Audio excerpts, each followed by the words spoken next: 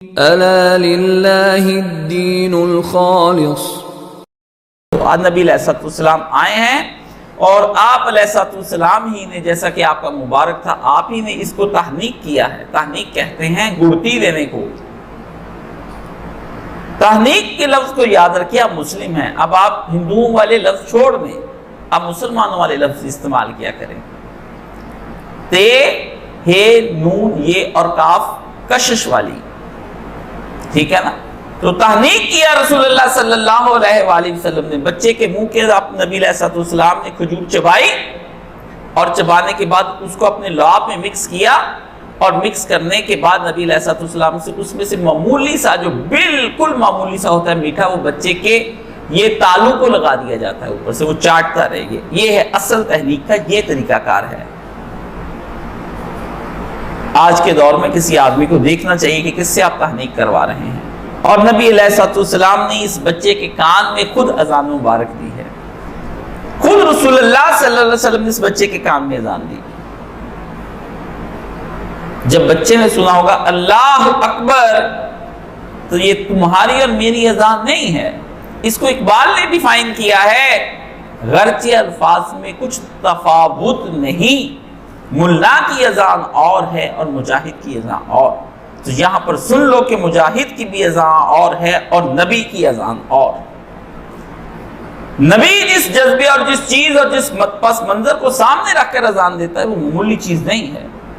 تو رسول اللہ صلی اللہ علیہ وسلم نے اس کے بارے میں، اس پر بہت سوئی روایت ضعیف ہے، فلاں ہے، علماء نے کہا اچھا وہاں تم من گھڑت اور موضوع روایات کو بھی تم کہتے ہو کہ یہ قبول ہیں، یہاں پر ہلکا سا ذوق بھی تم کو برا لگتا ہے، یہاں سے ہلکا بھی۔ علماء نے پھر اس پہ لکھا ہے، ایک نے جرا کرتے ہوئے کہا کہ پھر دکھائیں کہ بچے کے کان میں اذان دینا کہاں پر ثابت ہے۔ پھنس گئے بھائی سارے، یہ سب پھنس گئے جن کے کانوں میں اذانیں ہوئی ہیں نا ناسپیوں کے، ان سے کہیں حضور اگر ادھر ثابت ہی تو ثابت تو کہیں بھی نہیں ہے، دکھا دیجئے۔ پھر کہتے ہیں امت کا تعامل چلا آ رہا ہے، شروع سے امت دیتی آ رہی ہے، تو حضور ان کے کان میں بھی امت کے تعامل کی وجہ سے اذان ہوئی ہے۔ نبی علیہ السلام کا یہ تعامل امت ہے، اور آپ کو اپنے بچے میں خود کان میں اذان دینا آنا چاہیے۔ چیخ چیخ کر اذان نہیں دی جاتی، بڑے آرام آرام سے اذان، دائیں میں اذان اور بائیں میں اقامت کہی جاتی ہے۔ بچے کو تحنیک کریں۔ اور اس کے بعد نبی کریم صلی اللہ علیہ وسلم کے حکم سے سیدہ فاطمہ کو آپ نے حکم دیا ولادت حسن پر۔ پہلا مسند احمد میں بھی ہے اور سنن الکبریٰ کے اندر بھی آتا ہے کہ میرے اس بچے کا سر مونڈو اور بالوں کے برابر تول کر چاندی مساکین کو دے دو۔ رسول سکھا رہے ہیں کہ آپ آئندہ جتنے بچے پیدا ہوں گے وہ اسی طرح سے کام ہوگا، آپ بھی اپنے بچے پیدا ہوتے تو یہی کام کیا کریں۔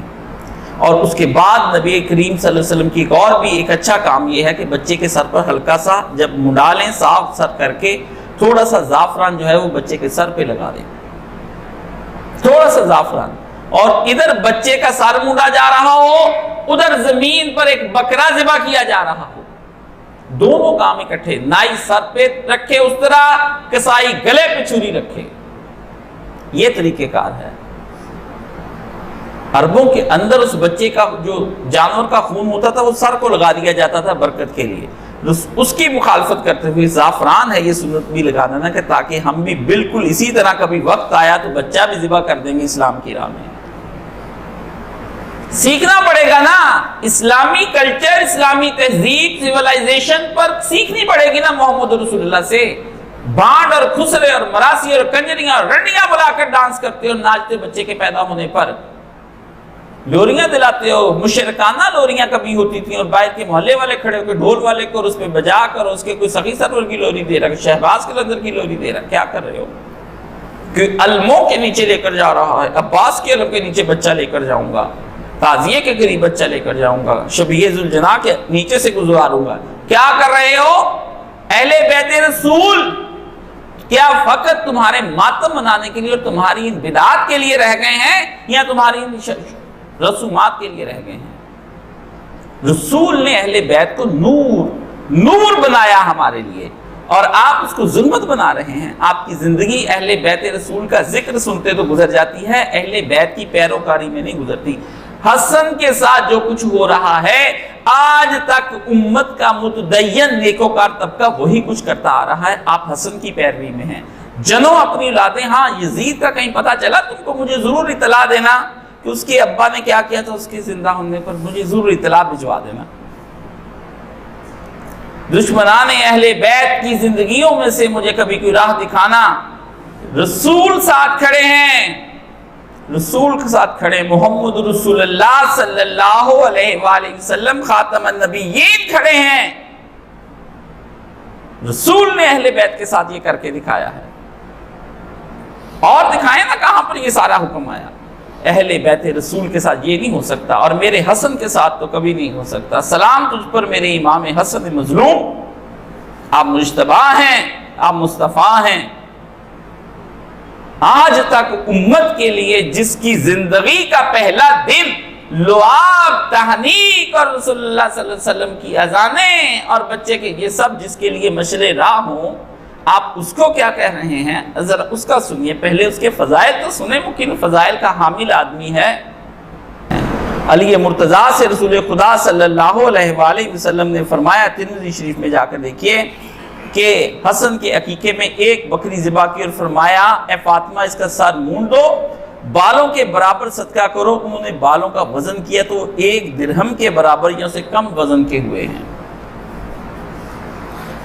دیگر روایات صحیح بھی ہیں جن کے اندر 2 مینڈوں کا بھی نبی علیہ السلام کا آتا ہے کہ آپ نے 2 مینڈے حضرت حسن کی پیدائش کی خوشی میں خدا کی راہ میں ذبح کیے ہیں. یہاں پہ مسئلہ سمجھ لیں کہ عقیقہ جو ہے صرف مینڈے ہیں، بکرے ہیں، چترے ہیں. باقی کا میں نہیں کہتا، وہ آپ نے اپنی مرضی کرنی. کسی کے پاس استطاعت نہیں ہے تو وہ ایک کر لے، اور اس کے اندر قربانی کی کوئی شرط نہیں ہے. اس میں نقص بھی ہو تو وہ چل جاتا ہے. بس اس میں شکرانے کے طور پر جیب میں 5-7 ہزار والا ہے وہ بھی کر کے اللہ کی راہ میں کھلا دیں. ضرورت نہیں کہ بڑے بڑا شوق کر کے آپ کھلائیں گے. مسئلے سمجھے ساتھ ساتھ. کوئی پوچھتا ہے 14ویں دن کر لوں، 7ویں دن کر لوں، مجھ سے نہ پوچھے خدا را میری جان چھوڑ دیں. ایک میں بڑا اونٹ لے لوں، میں گائے لے لوں، اس میں اپنے پچھلے سب کا کر لوں. جب پہلے نیکیاں نہیں کی تو اب مینڈے بکرے کے ذبح چھوڑ دیں. پچھلوں کی ہمیشہ جو کوتاہیاں ہو جائیں، نمازیں روزے سب رہ جائیں، اس پر صرف ایک ہی چیز تم کو بچا سکتی ہے، وہ ہے تمہاری سچی توبہ. اللہ سے معافی مانگ لو کہ خداوند عالم آج تک مالی، جانی، بدنی، ذہنی، قلبی جو کچھ بھی غلطیاں، کوتاہیاں، گناہ کبیرہ صغیرہ ہوئے ہیں اسے معاف فرما دیجئے. جان چھوٹ جائے گی. عوض اور بدلے ڈھونڈو گے نا خدا کے لیے، عوض اور بدلہ خدا کی باتوں کا کوئی نہیں ہے دنیا کے اندر. معافی سے جان چھوٹتی ہے. میری ایک بات سمجھ رہے، مسئلے سمجھا رہے ہیں ساتھ ساتھ. کون سمجھ